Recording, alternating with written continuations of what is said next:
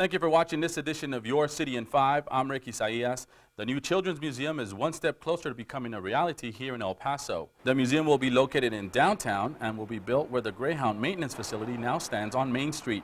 City Council approved the location and the purchase of the Greyhound property for a little more than $1.2 million. The city will now pay up to $200,000 to demolish the existing building. We're moving forward, and the city is delivering on promises that it's made, answering the call of the citizenry who came forward and said, overwhelmingly, we want to do this with the quality of life bonds, and we're just thrilled to be moving forward with all of this. The Greyhound maintenance facility will relocate to the Sun Metro facility on San Francisco. City Manager Tommy Gonzalez says the location of the museum is ideal. From a city planning standpoint, I think it's an excellent move on two counts. Number one, taking advantage of the fact that we're able to place that facility in a museum district, and number two, being able to place a transit type offering next to transit with Sun Metro. So I think it's an excellent result on both fronts. The Children's Museum is one of several projects placed on the 2012 Quality of Life Bond approved by voters.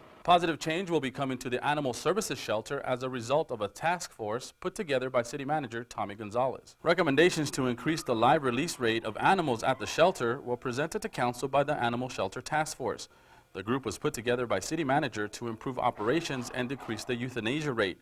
The recommendations, which include facility improvements, additional staff, and policy changes, are all in an effort to move the animal shelter toward a no-kill status. The task force worked for about 4 months before presenting their findings to City Council. We just listened to everyone, and then we formulated that into quick wins early on that were presented today, and then we have a plan of what we're going to do going forward.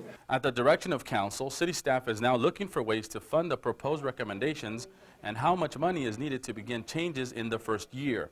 Further discussion and possible approval of the recommendations will take place at the next council meeting on January 26th. The El Paso International Airport has added another airline.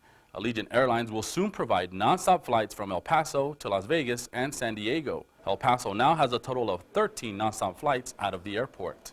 We continue working with the other airlines in our existing airlines to attract new nonstop destinations, as well as destinations to hubs that allow for more connectivity. When we go through and look at a new city, we look for opportunities where we think there is a market that's not served or is underserved and could really benefit from ultra low-cost service, and so we identified El Paso and the routes to Vegas and San Diego as being two of those opportunities. Allegiant Air will provide nonstop service to San Diego and Las Vegas on Fridays and Mondays. The service starts on May 6th. Visit AllegiantAir.com for more information. An entertainment pavilion is under construction at the El Paso Zoo. Work crews recently broke ground on the event canopy that will be located inside the African Savannah exhibit. The tent will be used to host different events and will include an outdoor cocktail and reception area once it's complete. Your help is needed to collect canned goods. The annual Martin Luther King Jr. Canned Food Drive is underway. Organizers say food donations drop following the holidays, but you can help by donating canned goods at several grocery stores across town. Behind every canned good, there is 1 or 2 or 3 mouths in this community that are being fed that otherwise, if this initiative didn't take place, they would go hungry. The food drive ends on Martin Luther King Jr. Day, but organizers ask that residents continue to donate canned goods throughout the year. Speaking of Martin Luther King Jr. Day, city offices will be closed on that day. A complete list of closures is posted on the city's website, elpasotexas.gov.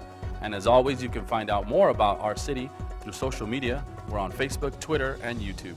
Until next time, I'm Ricky Saillas for Your City in 5.